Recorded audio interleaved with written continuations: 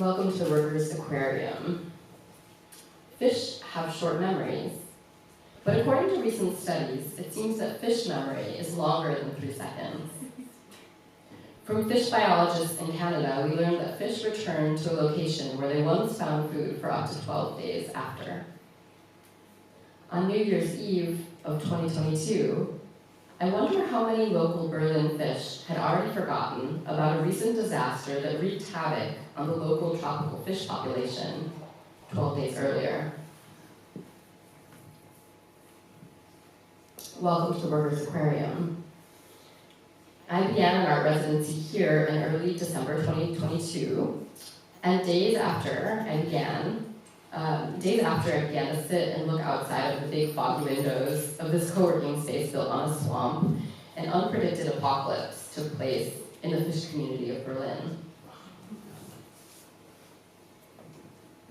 On December 17th, the largest freestanding cylindrical aquarium in the world exploded, called the Aquadome.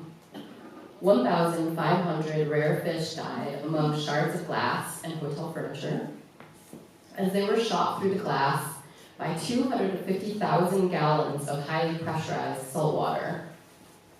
The next day, rare fish from around the world lay all over the street. The day before the explosion, the conditions could have seemed perfectly normal. The hotel, which once hosted human guests from around the world, is still closed. Welcome to the Workers Aquarium. Do you think that, deep down, some fish wanted this explosion? These were ocean fish stuck in a small glass Pepsi can relative to their home, the ocean. Do you think they knew they were in captivity?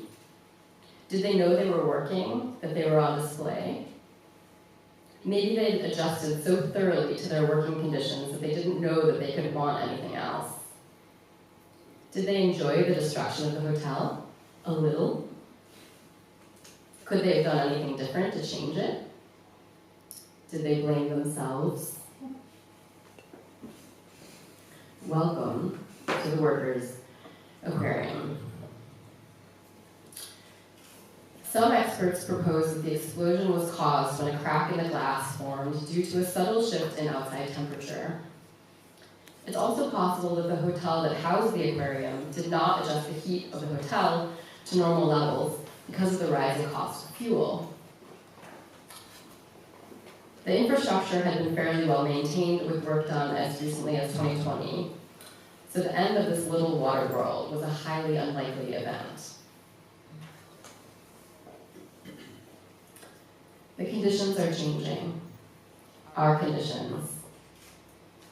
The temperatures where we live, the ways we get energy, and how we feel about being alive in a world that's burning. In some places in the world, like in European cities that haven't been touched directly by climate catastrophe, maybe our daily lives haven't changed directly yet.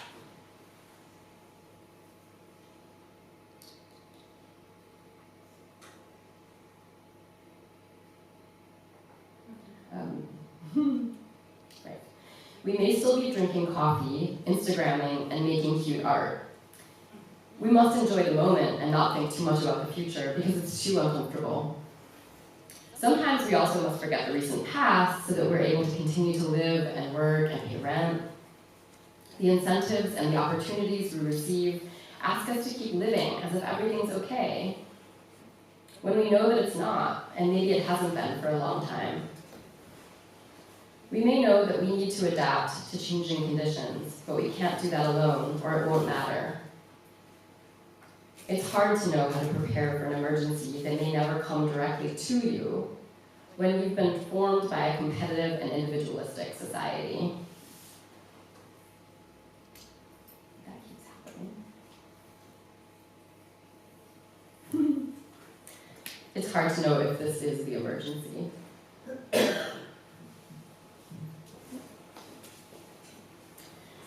Welcome to the Workers Aquarium. In the Workers Aquarium, we recognize that as cultural workers, we have no idea what to do in relation to multiple overlapping crises. No one does. In this way, we're all in the same water together, trying to figure out how to breathe.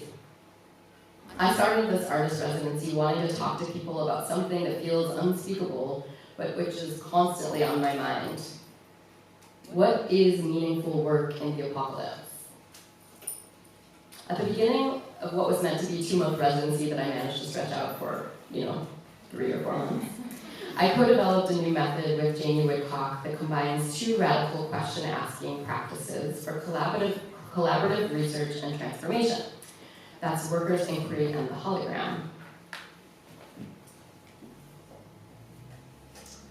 Workers' inquiry is an established Marxist method of mobilizing factory workers by asking them about the conditions of their workplace and at home.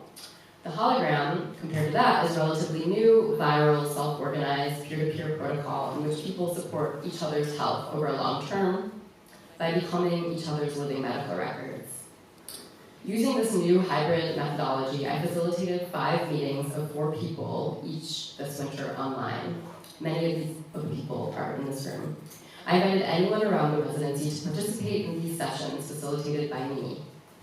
This meant that I invited people from Trust, as well as the curators from GameChanger, and the people who I work with on the hologram. These 3 groups of people, who all feel like they're quite different types of fish, got together in the Workers Aquarium to talk about power and money, which we all struggle with in different ways. The meetings that took place aimed to look at the collective experiences of power and money within the cultural field surrounding this project, as messy and relational as they are. I suspected that our struggle for individual financial survival may have been keeping us from feeling and responding to a world that is burning.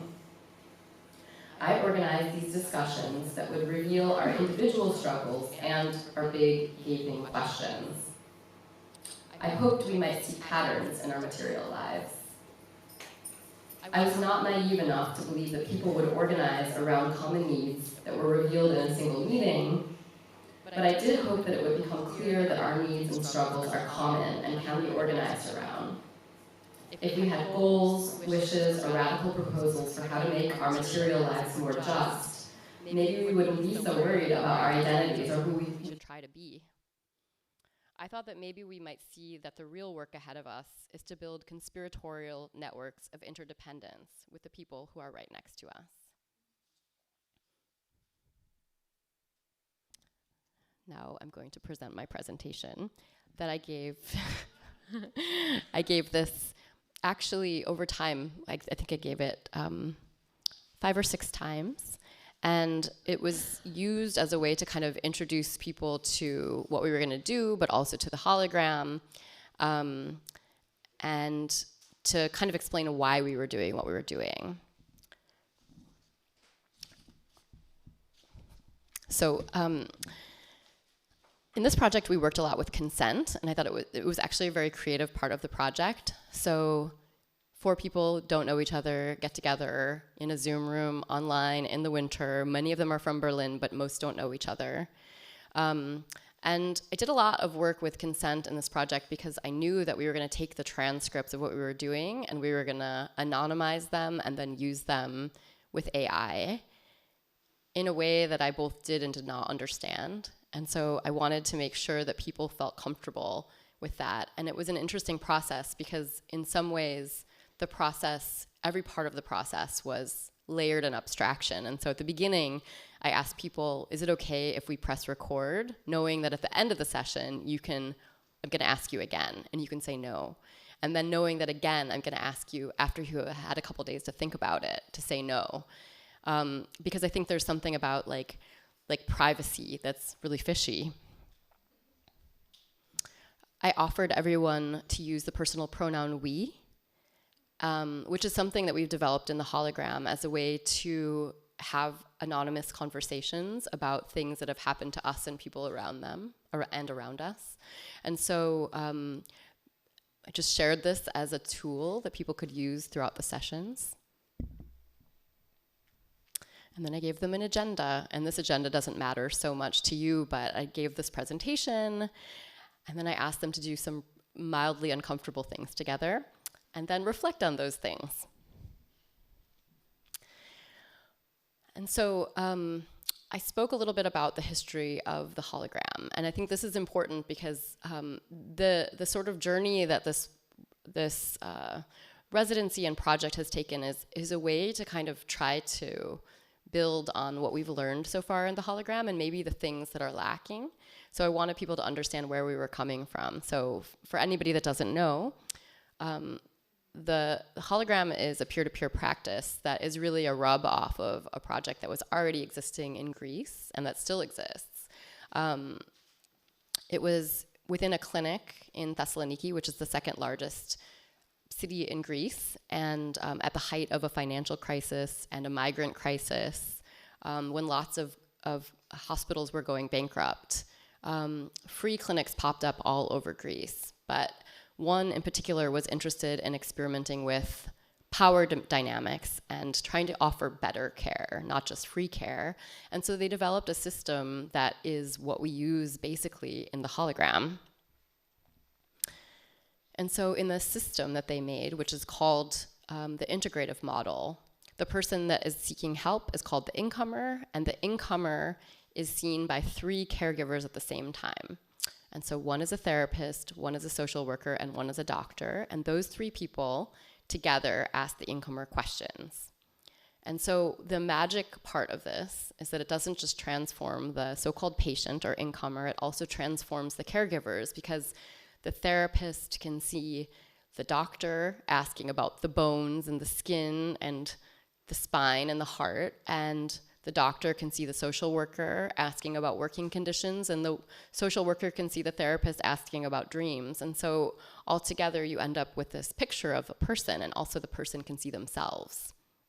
And so the person that I first met that was involved in developing the integrative model is named Froso Morelli.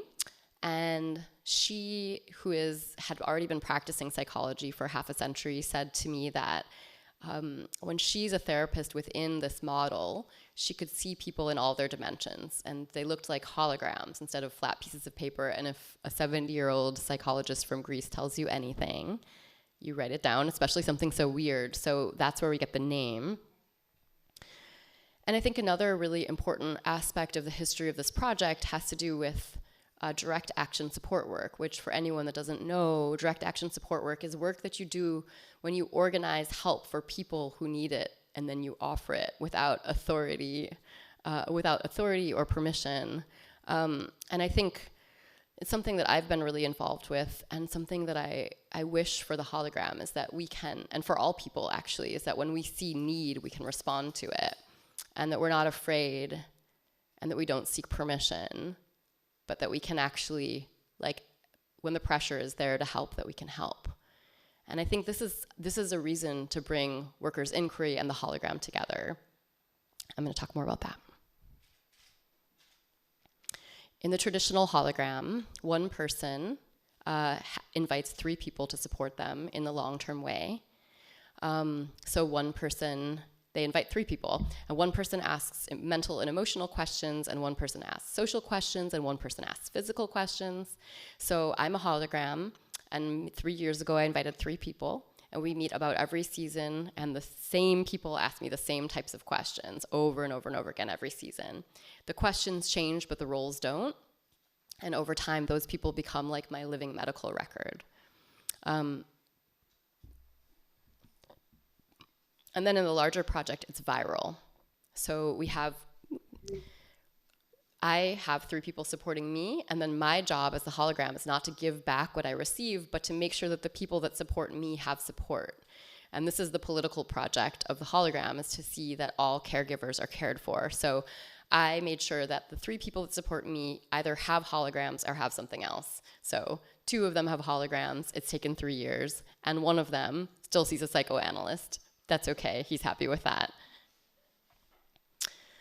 I think a big discovery that we made in the hologram that's really important and that carries into this new hybrid methodology is that the hologram, the person seeking help and asking for help, is an expert and teacher. They're an expert because they're the only one that knows their own story, how they feel in their body, what's happened to them, what hurts, what feels good. They're the expert, which is obviously a big reversal from how biomedical the biomedical complex works. They're also a teacher, and maybe this is even more important. So the person who demonstrates how to ask for help and how to articulate need shows other people that it's possible. So the hologram, by doing that and inviting help from 3 people, then becomes also a teacher to them and their friends, and showing that that's possible in a society and a world that really doesn't value people who ask for help. And then the triangle members, the 3 people that support them, they do a lot. But the most important thing is that they are not experts. So you could be a psychiatrist and come into this project, and you would be a beginner just like everybody else, and you would ask questions like everybody else.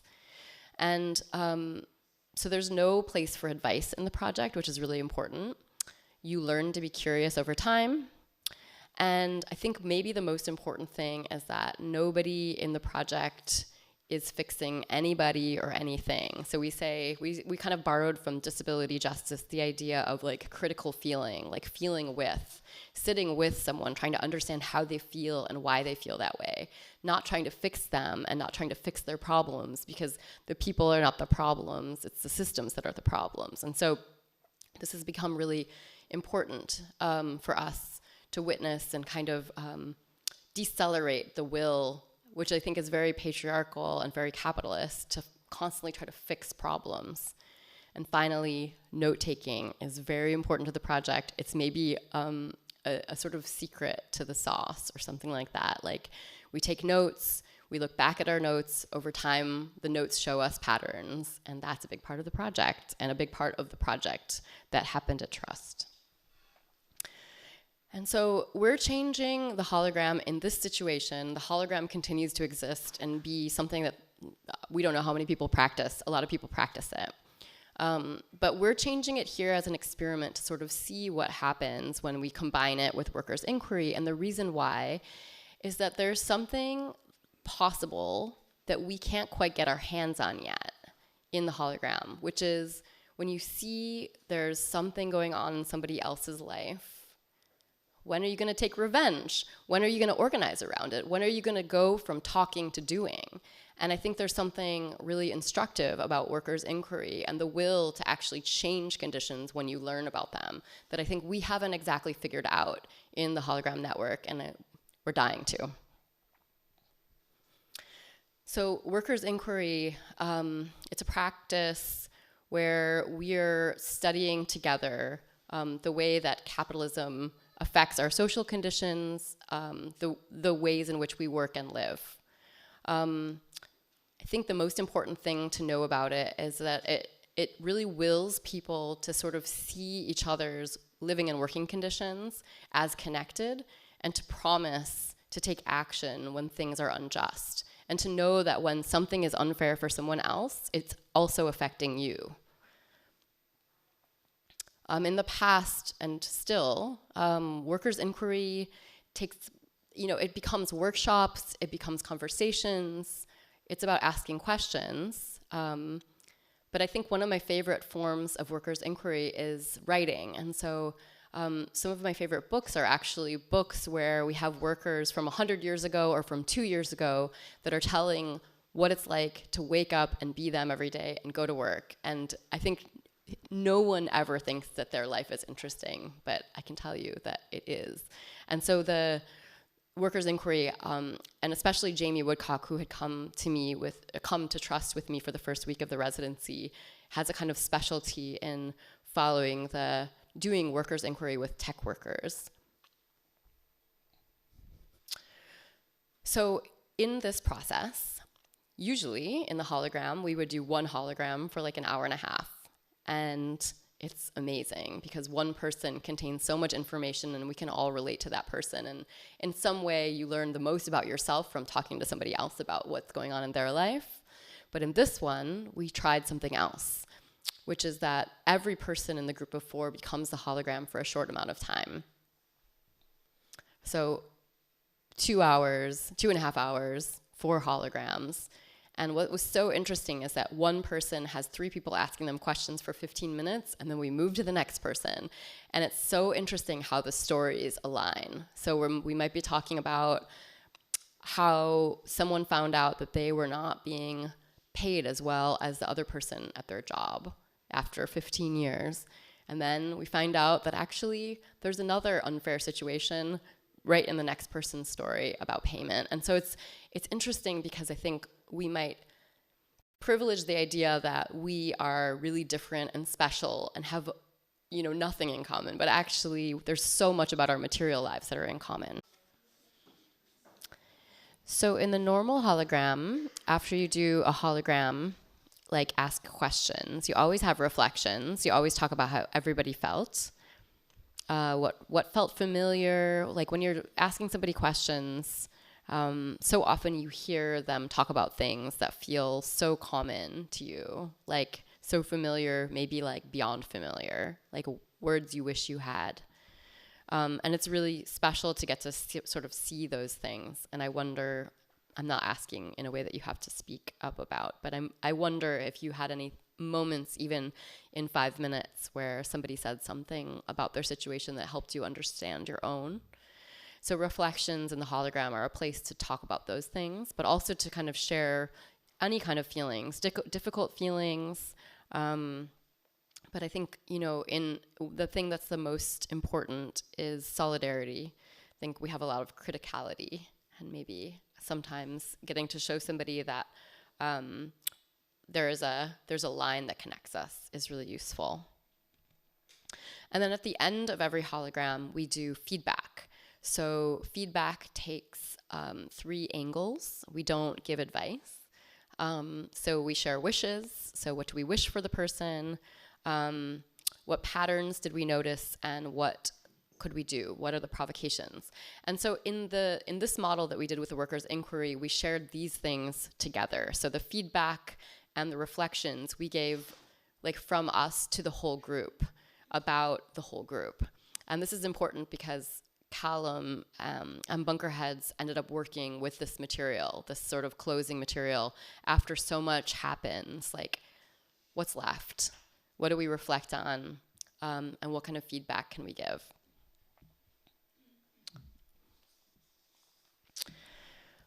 So what would it take to feel connected? While hosting these meetings where cultural workers discussed their struggles, a devastating earthquake took place in Turkey and northern Syria. This highly politicized climate crisis and economic disaster left a huge number of residents in Berlin in fear and grief for the loss of their loved ones and their villages. At the time I'm writing this, which is now, it's still an extreme emergency for people living in the earthquake-affected areas and their families. In the Workers Aquarium, not one person connected their struggle to this very real and immediate disaster. I wonder what it takes to see ourselves as connected to people who we don't know directly, as our lives are so entangled politically, microbially, and everywhere in between. So this is one pattern among many patterns that I witnessed. I think the most important aspect of the Workers Aquarium method is that 4 people at a time get to see that they have what they have in common when they think about power and money in their lives. There are so many commonalities that are obvious, including a general sense of precarity that is linked to anxiety. There are other patterns that included the fact that many of the participants experienced a sense of ambivalence or guilt for earning money in an unfair system. Most people experience difficulty in speaking about money generally, or knowing how to use it well when there's so much need everywhere. There were common questions about agency, power, and privilege, and if it means anything on a burning planet. It was interesting to be the only facilitator for all of these aquarium-shattering conversations. I felt I had the best spot in the house as the only person who could see how much all the participants had in common. Seeing these patterns felt like pure profit, and I'm saying profit with a PH. But at the same time, in order to keep confidentiality, I couldn't really talk to anybody about what I saw, even if it felt like it was changing my opinions and sense of self. I agreed to collaborate with Trust on a project that sought to discern some of the patterns in these sessions using AI. While I seriously hate AI and the corporations that are building it, I also feel completely helpless to stop it. I agreed to put all the transcripts from the meetings into an AI text generator so that it could puree the meeting transcripts and produce a new one, a smoothie. This new text was to be an artificial version of the Workers Aquarium session, but this one was attended by no one and everyone at the same time. It's a collective voice. Can AI detect and model patterns that we can't? What does it mean to train an AI to talk about our inability to face a multi-layered global crisis when many would say that AI is part of the corporate megastructure that is producing the end of life for so many and so much? What's made possible, and what is at risk in using AI to blur the personal and the collective voice when we desperately need to learn how to live collectively? And so, in this book that we put together, you can see some of the patterns that different AIs produced for me,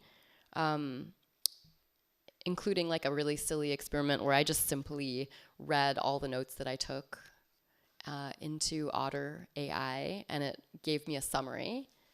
And it was so far from what I would give as a summary. And now I think Callum and Bunkerheads are going to show what they did with all the text that was generated by these conversations, which is, I think, quite a surprising process and outcome. But thank you.